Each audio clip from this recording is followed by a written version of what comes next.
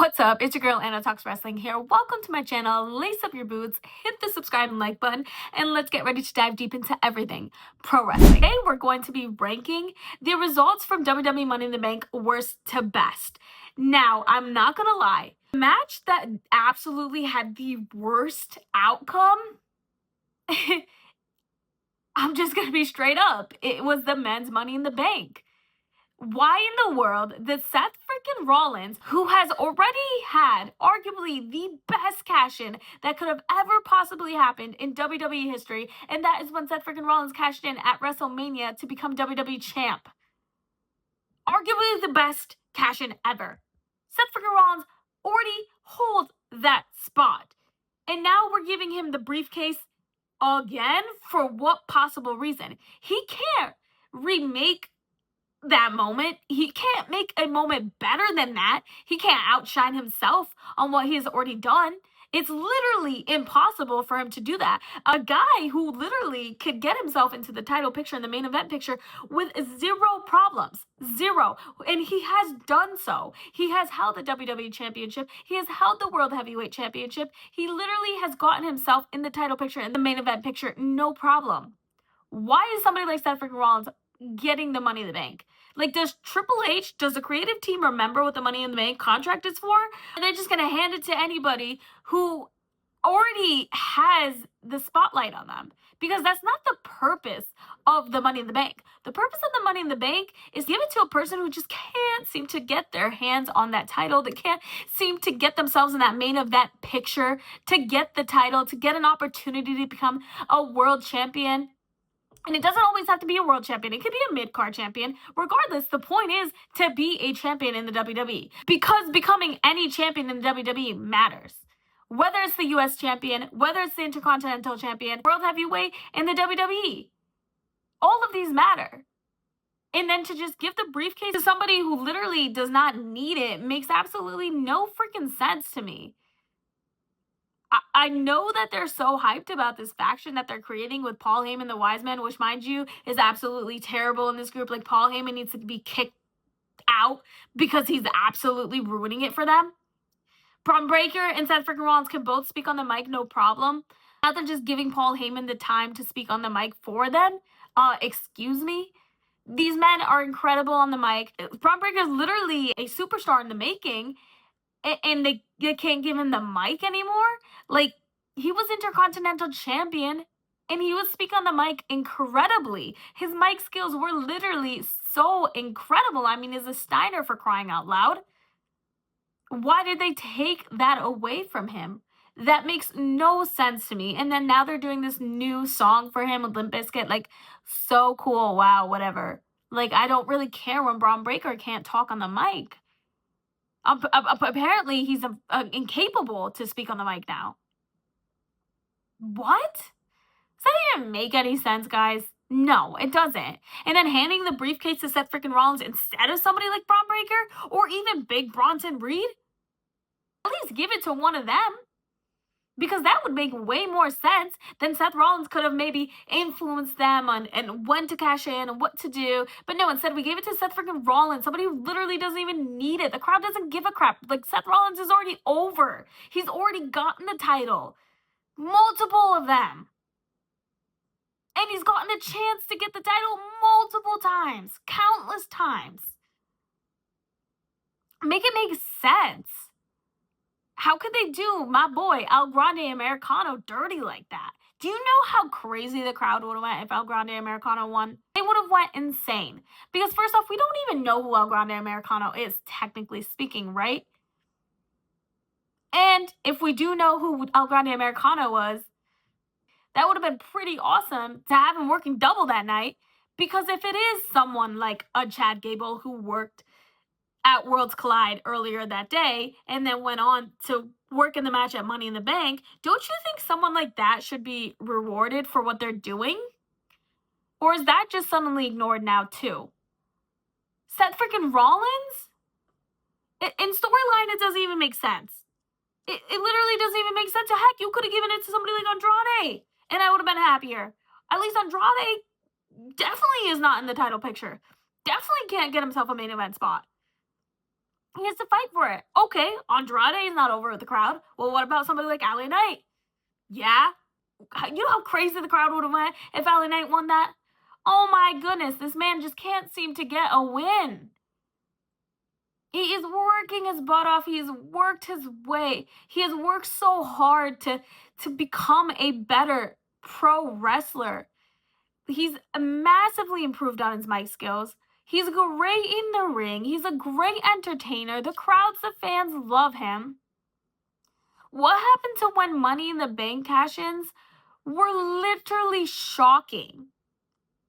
Now we got Seth freaking Rollins, who I don't know, might fail at the cash-in because Roman Reigns, the tribal chief, the OTC is going to come in and screw him over. Don't tell me that won't happen, because it might happen. Don't tell me that might not happen, because I could see it 100% happening. Tell me that might not happen, because at this point, that's the direction I see them heading. I mean, Drew McIntyre failed his cash-in. For what reason? Nobody freaking knows. Nobody knows. Like, is this what Triple H is doing now? Like, does he hate the Money in the Bank so much? Does he hate the fact that we love the Money in the Bank so much that he wants to ruin it for us? He wants to destroy it? Oh, like, I'm so angry about it, honestly. Okay, Penta and storyline doesn't make sense to have a briefcase, but at least he would have been cool walking with it. You know what I mean? And then Jacob Fatu comes out and screws Solo Sikoa. I'm actually not mad about that part, because I thought that was pretty cool when he looked up to him and he said, "I hate you, Solo." I was like, okay, I'm onto this. Like, I'm liking this, because I definitely just thought Solo was about to win, and then they just kind of swerved us, and Jacob Fatu came out and he just screwed Solo Sikoa over. It was pretty freaking cool. The way he was holding onto his foot was kind of interesting. I was like, okay, what's going on? Like, why is he just holding his foot like that? But then again, it's Jacob Fatu and he can do what he wants when he wants. So I thought that was pretty cool. Because I wasn't really expecting that. I thought maybe, just maybe, as he grabbed his foot, he just held on to it too long, that I was like, okay, they're swerving us. We're thinking he's going to screw him over, but he's actually not. But then he just screwed him over anyways. So I thought that was pretty cool. That was a pretty good addition to the match. So I'm not upset about that. But Seth freaking Rollins winning, I'm so incredibly disappointed in, and it makes zero freaking sense. Where does Seth freaking Rollins go from here? We shall find out. Is he going to go after the World Heavyweight Championship? Is he going to go after the WWE Championship? We shall find out. We will find out. You guys, main event Jey Uso is so over with the crowd with the yeet, and now he's picking up kids in the crowd and doing it too. Like, it is such a big thing that he's doing, and the crowd absolutely freaking loves it. There's no reason to take that away from him. So who's Seth freaking Rollins gonna cash in on? John Cena? For the WWE Championship? John Cena, where it makes absolutely no freaking sense for him to cash in on, storyline-wise? I don't get it. I think they're really heading towards either Seth freaking Rollins failing the cash-in because Roman Reigns is going to screw him over, or Seth freaking Rollins obviously having a successful cash-in, and now this belt, whichever one it's going to be, is going to be a part of the faction. But, like, I don't think Seth freaking Rollins is the one who should take away the belt from John Cena, especially with a cash-in. And I don't think it's going to happen anytime soon, because that makes no sense, unless they're going to have him fail it and Roman Reigns screws him over. Regardless, that was the dumbest mistake that they could have made. It makes no sense for that to happen. No reason for Seth freaking Rollins to have the briefcase and Money in the Bank contract. Again, like I said, that contract is meant for the people who just can't seem to get to that top spotlight, that title position, the main event position. That's who it's meant for. Truly who it's meant for.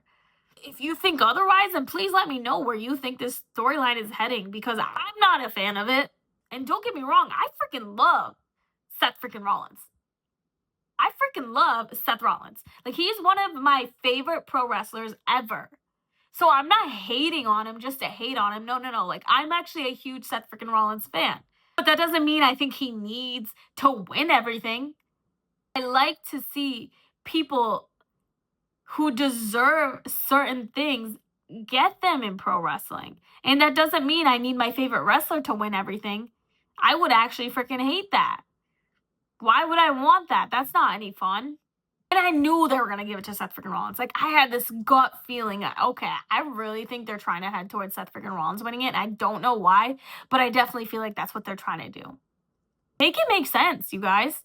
What's the point of the briefcase in the contract if you're going to give it to guys who don't even need it? Guys who literally can get themselves in the title picture, in the main event picture. What is the point of that? So that's obviously my worst possible outcome for Money in the Bank this past weekend.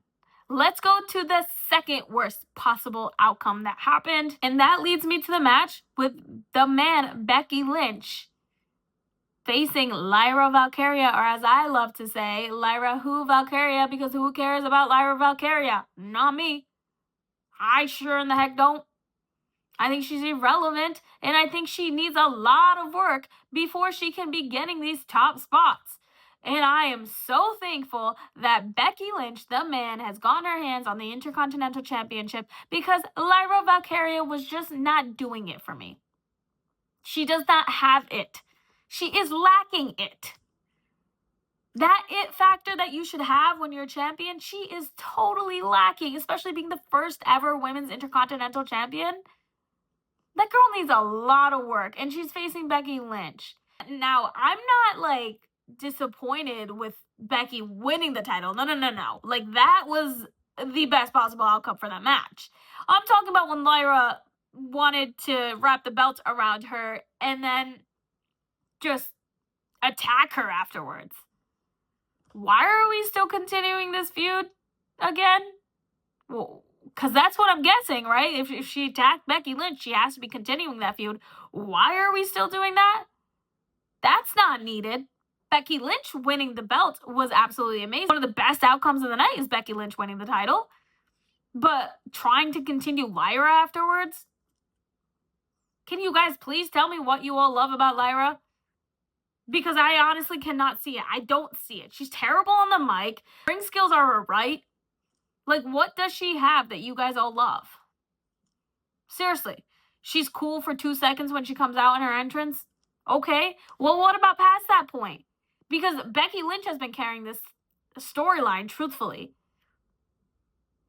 I don't know. I'm just not feeling Lyra Valkyria. I'm not. I don't see what everybody else sees with her. Maybe I'm missing something. I don't know. But Becky Lynch winning that title is incredible. It just needs to move on from Lyra. They need to put somebody else in the title picture. Like, where's Bayley? Put her in the title picture. Put anybody else. Chelsea Green. That would be incredible to see our girl Chelsea Green get her hands on the Intercontinental Championship, especially facing somebody like Becky Lynch, the man. Please explain to me why in the world is Lyra getting spots handed to her that obviously somebody like Chelsea Green deserves way more. I mean, Chelsea Green has got it. She has got charisma. She is incredible on the mic, incredible in the ring. She really carries storylines. She is bold with her character. Like that girl deserves it, not Lyra Valkyria. So can we please get her the heck out of this picture? Can we please get her the heck out of this title picture? Please. I don't want to see her try to get the Intercontinental Championship again. I don't want to see her with the Intercontinental Championship again. She needs some work. Whether you guys like it or not, that's how I feel about Lyra Valkyria, or as I love to say, Lyra who Valkyria. Moving on, let's talk about the top 3 matches of the night. The match that lands at my number 3 spot is, you guessed it, the random add-on that we had with Dirty Dominik Mysterio, Liv Morgan by his side, facing Octagon. And the reason I put this as the 3rd best match of the night is because it was incredibly entertaining to see Octagon in the ring. He is an incredible wrestler, and I absolutely love that for him. Getting a AAA guy in there was absolutely a great move. Him losing to Dirty Dom, not my favorite, but it's okay. Would I have preferred if Octagon won the Intercontinental Champion? Maybe not yet, not that soon, but the match that Octagon put on was absolutely freaking incredible, and props to Octagon. That was absolutely amazing, and he made Dirty Dom look good. He really did. Believe that. Somebody can make Dirty Dominik Mysterio, our little Dirty Dom Dom, look good in the ring. It's crazy. It's really great on Octagon, honestly. It really shows that he can he can handle himself on such a big platform. I mean, incredible. Absolutely incredible wrestler. And I really hope to see more of him. I really do. We need to see more of these AAA guys. I absolutely love them. I love the style of wrestling that these luchadors bring. The high flyers, I'm a sucker for them. I don't care what anybody has to say. They are absolutely amazing and absolutely incredible athletes. Freak athletes, honestly. Like, they add so much to it. So, yes, I love the luchador high flyers. Don't hate me for it. I don't care if you hate me for it. They are some of my favorite wrestlers to watch in the ring. They're super entertaining, super athletic. Into my third best match of the night because they earned it. Octagon earned it.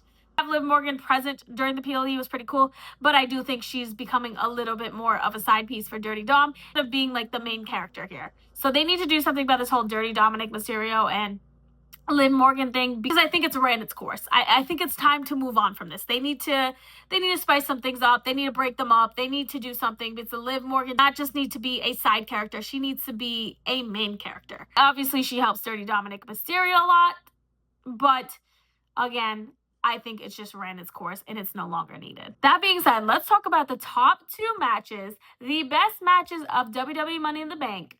I mean, I think you guys know which one lands at my number 1 top spot for Money in the Bank. It's pretty obvious. I'm left with the man who's in his final run, his farewell tour, with the social media megastar Logan Paul versus a main event Yeet Jey Uso, the World Heavyweight Champion, and the American Nightmare Cody Rhodes. This match was actually pretty good. Logan Paul really brought it. Obviously, I've said it before and I'll say it again. If you wrestle a few times a year, it's pretty good to look good in the ring. You don't have to do it as many times as other people do. But Logan Paul always does bring a good match. So he did incredible. Obviously, main event Jey Uso coming out and doing the yeet with the crowd. I mean, that's amazing and fun in itself. You can't create a moment like that with every pro wrestler. So we really need to hold on tightly to that because it's so freaking good. And I was feeling it. Like, I was like, all right, this is amazing. Like, I'm ready for this match. Let's go. Because Jey Uso made it feel important and special. John Cena coming out. I mean, John Cena, we already know how his wrestling skills are. It's time for him to retire, obviously, clearly. And then we have the American Nightmare, Cody Rhodes. That was cool to see Cody back in the ring, wrestling. Yes, I love it. But can we just get to it? Let's get to the point. R-Truth has returned. Ron Killings has returned after being released from the WWE. Ron Killings, R-Truth, the man that WWE just wanted to release. Was this a work? Was it a work, you guys? Was this a work? Or did they call R-Truth and said, hey, the crowd is going wild for you. They're chanting for truth. We want truth. We need you back ASAP right now. Come screw over John Cena and Logan Paul during the match to help American Nightmare Cody Rhodes and main event Jey Uso win. Was it a work? We just need to know. Me personally, I don't think it was a work. But also, like, if you just got released, would you really come back right away? No, R-Truth left on good terms, it seems like, based off his tweet. But how can you really just say, okay, you want me back? I'm back. Like it was a work. I feel like it was a work. Because how is it not? I know R-Truth said it wasn't, but he's got to kayfabe it all the way, right? Like, he can't just break the 4th wall and be like, yep, it was a work, because that would ruin the whole point of doing it in the first place. So, of course, nobody's going to admit it. But was it a work? And where are we going from here? Like, I personally think R-Truth should take the title off of John Cena. Make him WWE champion. I don't care. That would be freaking epic. I mean, did you guys hear the crowd? The merchandise for Ron Killings going off the charts? Like, you guys. This is needed. This is the time. This is the moment. This is the most unexpected person to take it off of John Cena. Why not have R-Truth take it off John Cena? Why not? When he came out, I could not believe my eyes. I was like, what in the world is going on? Is this real life right now, or am I dreaming? R-Truth is back. He was just released 2 seconds ago. What the heck is happening? Seriously. I'm so interested to see where they're going with R-Truth on this. And if he doesn't win the title from John Cena, I'm rioting. I don't care. We riot. R-Truth is WWE champion, defeats John Cena, or we riot. Justice for R-Truth. Justice for Ron Killings. Because R-Truth returned, that was the second best match of the night, like I said. So let's just cut to the chase. Obviously, that landed into my second best possible outcome for the match. Because R-Truth, Ron Killings, returned. That was freaking epic and totally unexpected. Totally out of nowhere. And that's what I love to see in pro wrestling, especially on a PLE. So it leaves me with the number one best possible outcome for Money in the Bank. And yes, you guys guessed it, it's the only match left. It's Naomi winning the Money in the Bank. It's the women's Money in the Bank contract being booked properly so far, right? Let's see how it plays out. Start of it is pretty good. Naomi 100,000% deserves that Money in the Bank briefcase. She has earned that spot. She has worked her butt off. She is somebody who absolutely deserves that. I mean, this whole caution Naomi thing, this whole storyline with her and Jade Cargill and Bianca Belair, the EST, the toughest, the strongest, the baddest. It's a storyline, you guys. It's a freaking... It's one of the biggest storylines going on in WWE. Why wouldn't you hand the contract to Naomi? The question is, who's she going to cash in on? Is it going to be Tiffany Stratton, or is it going to be Io Sky? Or is it going to be the man Becky Lynch? Me personally, I would love to see Naomi get her hands on the Intercontinental Championship just because it's new. Of course, I would also love to see her be WWE champ. I'm not saying I wouldn't. Like, I would love to see her hold a world title. So I'm not against either way this goes. There's also the United States Championship, which Zelina is holding. And don't get me started on Zelina. Like, that girl does not need or deserve that title anymore. She is doing absolutely nothing with it. She's absolutely irrelevant as the U.S. champion. Like it or not, that's how I feel. And that's what I truly think about Zelina. You can gladly cash in on her and take it away from her. I don't really care. But I do think Naomi should be going after a world title. My question here is she going to cash in? And is it going to be successful with Bianca Belair? Is Bianca Belair going to screw her? Now, they're not going to have both cash-ins be a screw over, I'd hope. Both cash-ins be a fail, I'd hope not. Never know with Triple H and booking the Money in the Bank because he freaking hates it. I would like to see Naomi successfully cash in and hold a world title in the WWE. I would love to see that for her. Shall see what happens. As of right now, I'm just gonna be happy and celebrating the fact that Naomi won the Money in the Bank and they actually booked that well. Because honestly, let's talk about it for a second. Just talk about the people in it.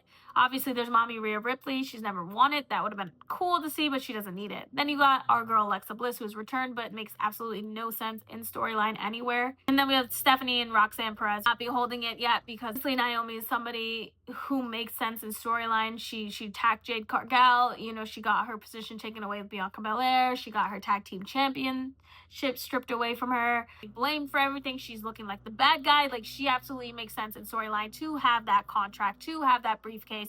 Incredible work. I'm excited to see what happens with Naomi. That being said, let me know your thoughts on the Money in the Bank and who should have won and why.